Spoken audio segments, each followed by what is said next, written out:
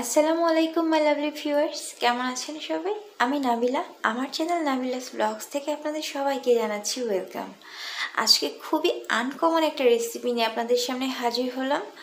অনেক সময় দেখা যায় যে আমাদের বাসায় কিন্তু ভাতটা বেশি হয়ে যায় বা ভাতটা একটু নরম নরম হয়ে যায়, তখন কিন্তু সেই ভাতটা আমরা ফেলে দিই। সো আপনারা কিন্তু সেই ভাতটা ফেলে না দিয়ে কিন্তু ভাত দিয়ে দারুণ মজার এই রোল তৈরি করতে পারেন। এইটা যদি আপনি একবার বানান তাহলে আপনি বারবার বানিয়ে খাবেন, আমি এই গ্যারান্টি দিচ্ছি।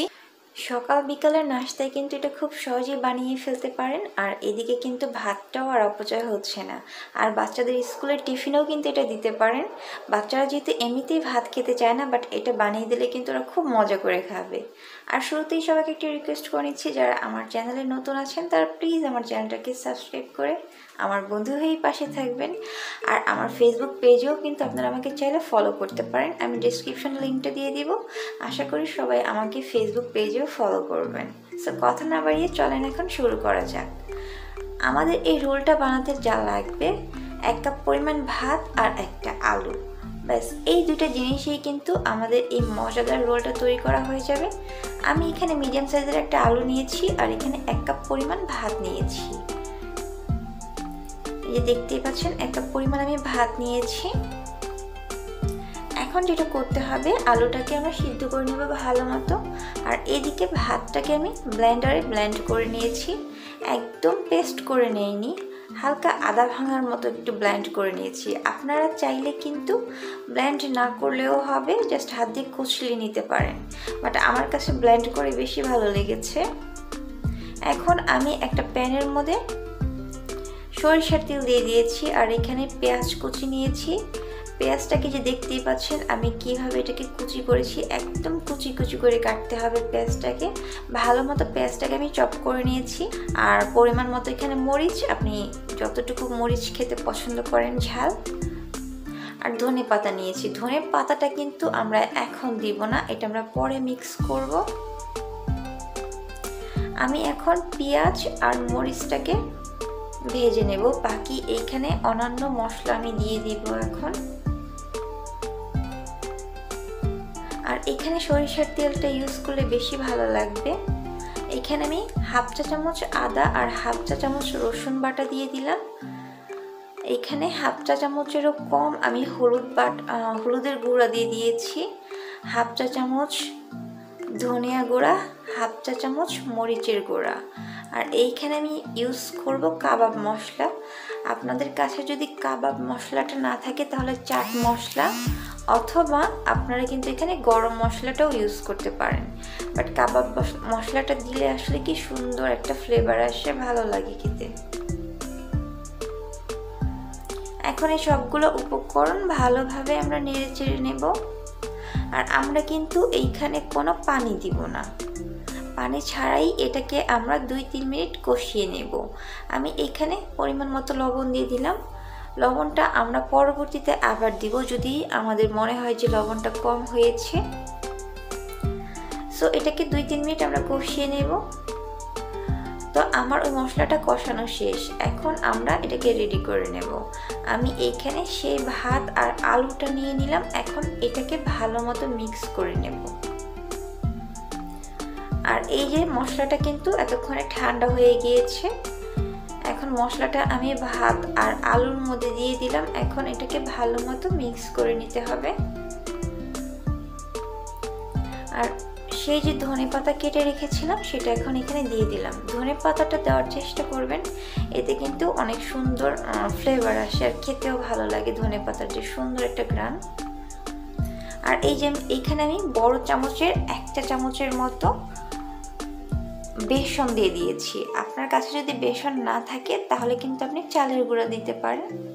চালের গুঁড়া দিলেও কিন্তু এটা অনেকটা আঠালোর মতো কাজ করবে।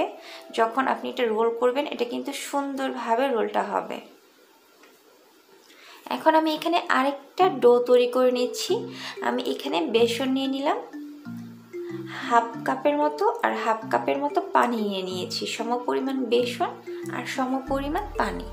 এইখানেও কিন্তু আপনি যদি বেসন না থাকে বাসায় তাহলে কিন্তু আটা ময়দা যাই থাকুক না কেন সম পরিমাণ সেটা নেবেন, আর পানি নিয়ে এটা গলিয়ে নেবেন। আর যদি বাসায় কর্নফ্লাওয়ার থাকে তাহলে কিন্তু কর্নফ্লাওয়ার দিয়েও এই কাজটা করতে পারেন। আপনি যেটা দিয়েই করেন না কেন সেটা দিয়েই হবে। আমি এখানে বেসন দিয়ে তারপর এটা গুলিয়ে নিয়েছি। এখন আপনাদের পছন্দ অনুযায়ী আপনারা এখানে শেপ দিয়ে নেবেন। যদি ইচ্ছে হয় আপনার গোল করে নেবেন, আর যদি ভালো লাগে তাহলে আমার মতো এরকম লম্বা করে নেবেন। লম্বা করে নিলে আসলে এটা দেখতে বেশি ভালো লাগে, তাই না? অনেকটা কিন্তু আমরা যে দোকান থেকে কিনে খাই রোলগুলা, ঠিক সেই রোলের মতোই লাগে। সো আপনার পছন্দ মতো অনুযায়ী এখানে আপনি রোল করে নেবেন, ছোট বড় যেমন আপনি পছন্দ করেন। তারপর আমরা সেই যে ব্যাটারটা বানিয়ে রেখেছিলাম সেটার মধ্যে ভালো মতো গড়িয়ে নিচ্ছি। এখন আমরা এইখানে একটু ব্রেড ক্রাম্বে গড়িয়ে নিব। এতে হবে কি, যখন আমরা এটা ভাজবো অনেক ক্রিস্পি হবে আর খেতেও কিন্তু ভালো লাগবে। আর এটা কিন্তু আমার নিজের বাসায় বানানো ব্রেড ক্রাম্ব। আমি রেসিপি লিঙ্কটা আপনাদের ডেসক্রিপশনে দিয়ে দিব, আশা করি আপনারা দেখে নেবেন। আর অনেকে আসলে ডেসক্রিপশনে দিলে খুঁজে পায় না, আসলে বুঝে না, তারা আমাকে কমেন্টে কিন্তু জানাতে পারেন, আমি কমেন্টে আপনাদেরকে লিঙ্কটা দিয়ে দিব।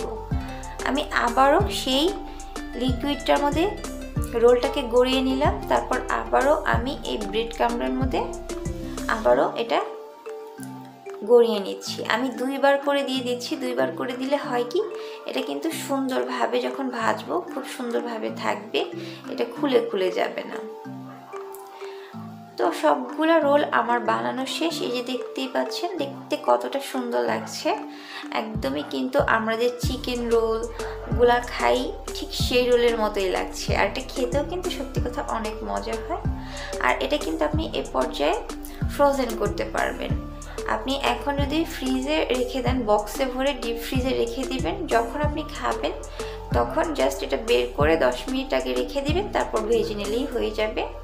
আর এদিকে আমি এখন একটা প্যানে তেল নিয়ে নিয়েছি। তেলটা যখন হালকা গরম হবে তখন আমরা এইখানে সেই রোলগুলো দিয়ে দিব।